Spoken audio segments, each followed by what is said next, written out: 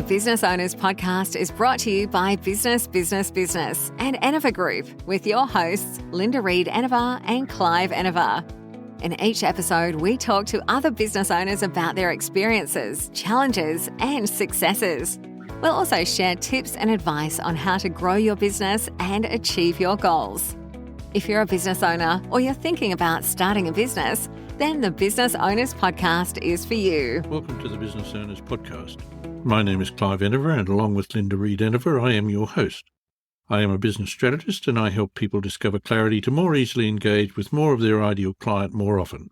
Today I'm having a conversation with Martin Sharp about the importance of health and fitness in business. Hello, Martin, and welcome.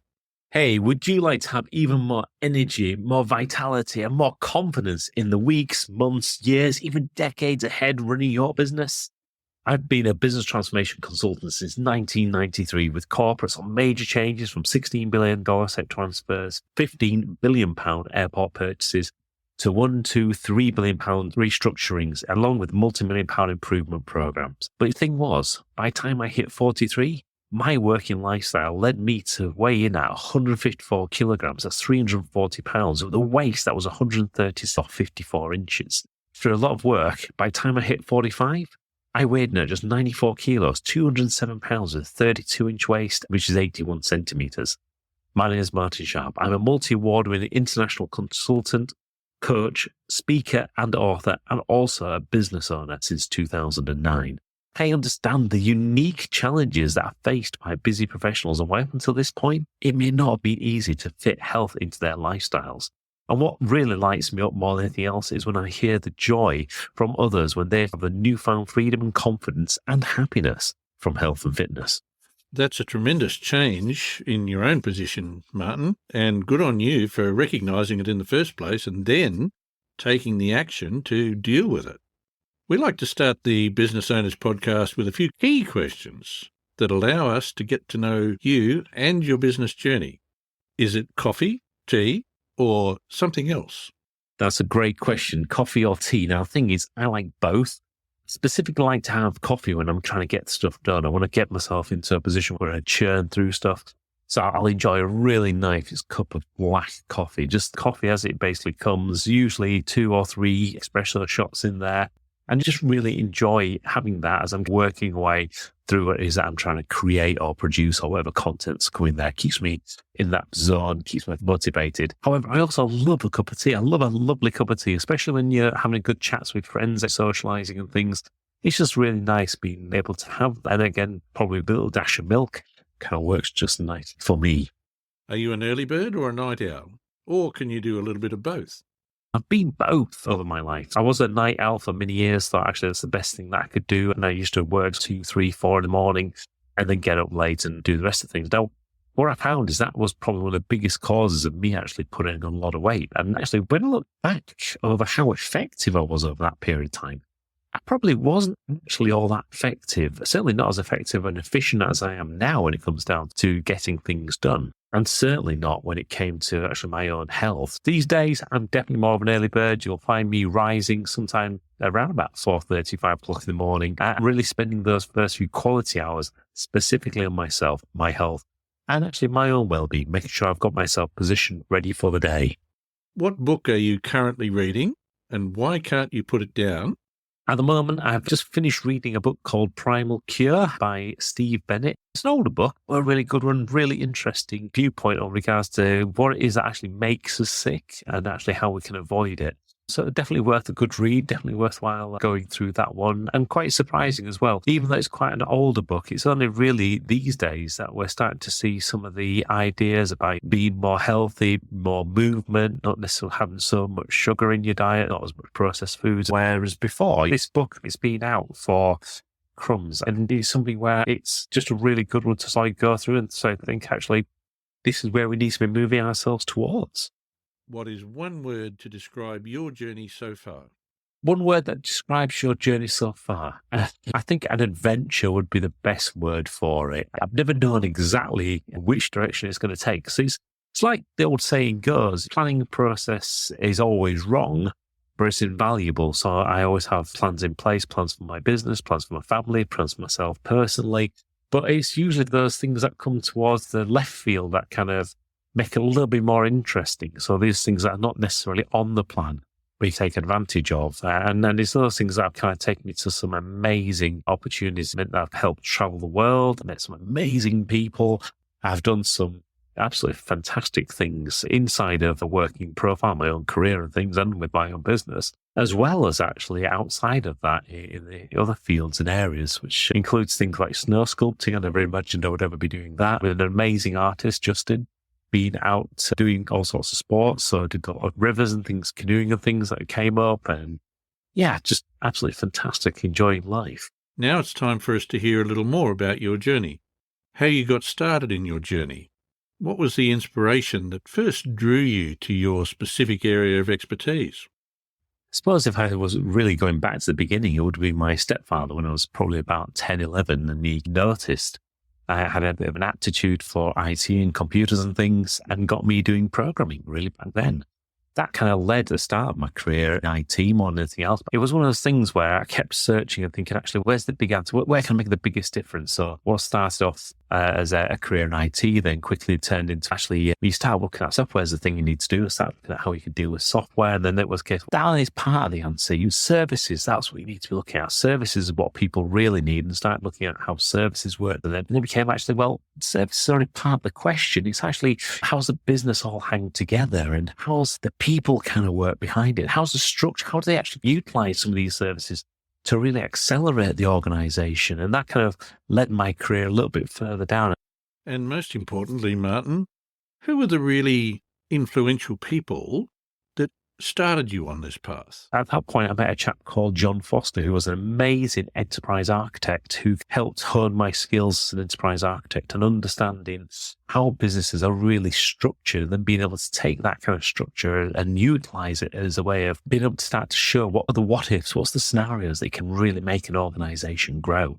And that led to some amazing opportunities with regards to helping out with mergers and acquisitions and some major transformations. And got me a bit of a name, really, where people would tend to, once they've tried something themselves and they thought, actually, I've created myself a problem, then would give me a call and I would come in and give them the hand to solve their problems. And that's been a real interesting part of my career and then part of what my business was doing originally. But like I said in the introduction, that was only part of what kind of happened. From there, that kind of joy of knowing then that how businesses worked and being able to help organizations restructure and improve processes, improve systems, improve how they deal with things. It really came back then to leadership and how do you actually lead people and how do you make that kind of work? How do you make it so that actually an organization will follow the right kind of lines, a defined way, and be able to inspire people to bring the best out of people and things. And that really started to look at how can I bring the best out of myself. And it took a long time. It wasn't something that kind of came overnight.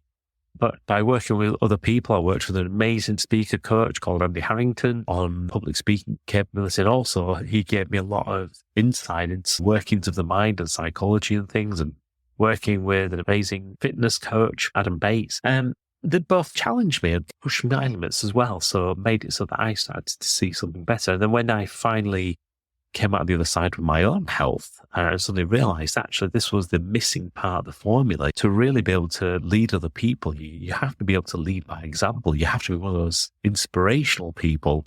By the same time, you have to walk your own walk. Was there a defining moment in your journey, Martin, that really spoke to you?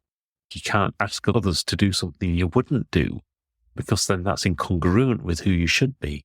And that really was that kind of change and defining moment. So actually, I need to help other people, because we're in a position now where by the time we get to 2035, the WHO are already saying half the world's going to be overweight or obese. And the problem is, as business owners, entrepreneurs and consultants, we're in the prime kind of seat for those people that are going to take the lion's share of that number.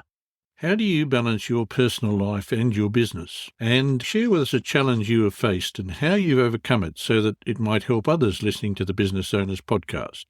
Balance is one of those really weird things, isn't it? Because there's not a real thing as balance. It's going to be swings from one thing to another. And that always happens because it all depends on what's going on in your life. It's a bit like the old adage of if you're ever going to do a planning cycle, like quarterly planning, you make sure your plan is for 12 weeks, but you schedule it for 13 because something's always going to go wrong. There's always going to be something that's going to interrupt it. There's always going to be something that comes left field or some great opportunities you want to take up. So you've got all these things that happen, whether it's in personal life or in business life. Now, for me though, it's try to find the boulders, the big things, and really put them in place so that effectively you can move everything around them. So make sure you are scheduling family time, scheduling holidays and breaks, scheduling time with friends and things, and work your diary so that it becomes the thing that manages where things are going for you. And all of a sudden, you'll find that you start making space for those things that are really important in life, as opposed to just having life flitter away with you. Because if you don't put those big boulders into your diary first, then what you'll find is the busyness of business just drags you around all over the place. It will always consume your time. There'll always be something else to do. There's always another email coming. There's always another inquiry, another phone call, another tweet, another whatever the poll's going to be. So unless you set aside and put those kind of boulders in place and treat them as such, you've got no way of being able to manage around it. That includes things like rescheduling things. For example, you might have everything scheduled in quite nicely. Everything's going to work this week. But then you might find, your son, your daughter, or niece, nephew, or a friend has got something really important going on. You really like to be part of it. You want to go see that school play, or you might need to take them to a dental appointment or something else. So rather than looking at how you can cancel something, just look at how you reschedule something. So again, you've got to this point now where you're managing what's going through your life, not necessarily just postponing your life going forward. And always try and have something really enjoyable to look forward to. For me, that might be doing another long distance walk. It might be going on another adventure. It might be the idea of planning something significant that we're going to do with the house or something. Always have something that you're working towards. So you've got something that kind of breaks up and has a change from the day-to-day life, the day-to-day monotony if you're not careful. How to share a challenge, though, I overcame. I think that the biggest challenge for me, though, has been around controlling my weight and my health. I don't necessarily come from the greatest breeding stock. If I was a racehorse, I'm pretty sure I'd be shot by now, especially as my father. He's got fibromyalgia, diabetes and cancer. And in fact, his twin brother died of cancer not long ago, which wasn't a good thing. And my younger brother, 2 years younger than me, he's already started with the fibromyalgia and diabetes. So I knew that if I didn't do something about my health, that actually I was going to probably end up going down the same path. And like many people, I had that kind of wake-up call. I went out and I did all the things you're supposed to do. I got myself a gym membership, got myself a personal trainer, got a diet plan, etc. I found that after about 7 years, things still weren't really changing. And it's because the industry wasn't actually set up for it. And it took a while for me to work out how to get my health and fitness to work as being a busy consultant and being a business owner. But once you found that, what that magic ingredient is and how you can make it work for you, then all of a sudden things become so much easier. It doesn't matter then whether I'm working out in Dubai or in the US or Kazakhstan or wherever, really. It's just easy enough to be able to work and look after yourself wherever you are. How do you want to change or shape the future and the profession of your field? Yeah, I'm all about the future at the moment with regards to especially the health and being and happiness of business owners and entrepreneurs. As a society, we're all sleepwalking into some significant health issues if we're not really careful, because we've got this, what is going to become a global pandemic if we're not careful, of people becoming overweight, obese, the lack of movement, etc. And these things are more significant than anybody realizes. The number one cause of most non-communicable diseases, things like heart disease, cancers, diabetes, hypertension, all sorts of things. And in fact, it wouldn't surprise me if over the next 10 years or so, we find out that actually being sedentary, sitting down, it almost becomes as bad as smoking. And we're not entirely sure you're ever going to get a just don't sit down label on a chair. But certainly, we need to bring that information to people so they realize they do have to move. And I think that probably would be one of the biggest things I would recommend to anybody who is coming into the field. It's so easy just to get your head stuck in the one thing that you're dealing with, just looking at that one specialization, that one field. And don't get me wrong, we have to be incredibly focused and incredibly hardworking when it comes down to creating an amazing business and actually creating amazing change in the world. But if we're not careful, then what's the cost? What's the personal cost of doing this. And the personal cost could be actually it's our health, it could be our happiness. And in the long run, that ends up being your confidence as well. And as a business leader, you want to be up there. You want to be showing yourself, strutting your stuff, and being the most confident and charismatic person you can possibly be. And if you're finding that actually your health is a challenge, your life is a challenge, then that will always have an impact. And that will show in how you're actually being present with other people. Are there any dream projects or collaborations that you wish to pursue within your field? My dream would be that all business owners and entrepreneurs and busy consultants have the knowledge and the capability at their fingertips to actually make a difference to their own life, to be able to live their life with happiness, with purpose, with health. That means that they can turn their hand to anything they really want. So they can go on those adventures that they might want to do. They can make that great family that they may be looking to do. They can be running those amazing businesses that they really want to do. They're up for the challenge of creating that amazing and unique deal and being able to take that unlimited and abundant amount of energy that they need to be able to make that success come. And it comes with ease because they've actually got that concentration on themselves. That's fantastic, Martin. Thanks for joining us. But before you go, where can our listeners find you? So thank you all for listening. Hopefully you guys have enjoyed this as much as I have enjoyed sharing some of my experiences. And thank you very much for having me on the show. It's been a real honor to be able to share some of the insights that I've had over my 30 odd years in business and working with businesses. If you'd like to know more, I'd like to get in touch. You'll always be able to find me on www.martinsharp.com. You'll be able to get in touch there. Or just send an email at hello@martinsharp.com. I'm quite happy to respond back to you. Have an absolutely super fabulous day ahead and look after yourself. Bye for now. Thanks, Martin. There's some great advice in everything that you've said for someone to take advantage of.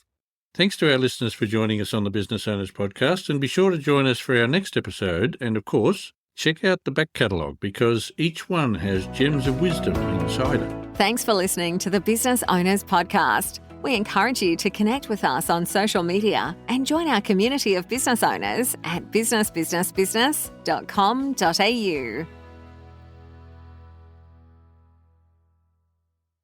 Working across teams is tough, but Asana helps you handle it. Asana AI can spot roadblocks and assign work to keep everything on track. That's how work gets handled. Visit us at asana.com. Hey, y'all. As a growing family, my husband and I love game night, especially when it's Wayfair edition. Let's do it. You got to name as many Wayfair furniture and decor categories as you can. Ready? Go. Sofas, bar stools, beds, ottomans, outdoor seating, bookshelves, kitchen tables, garden sheds, mid-century modern lamps. Time. Nice. You got 9 out of a lot. Not too bad. Keep practicing by visiting Wayfair.com, where you can shop every style for every home. Wayfair, every style, every home.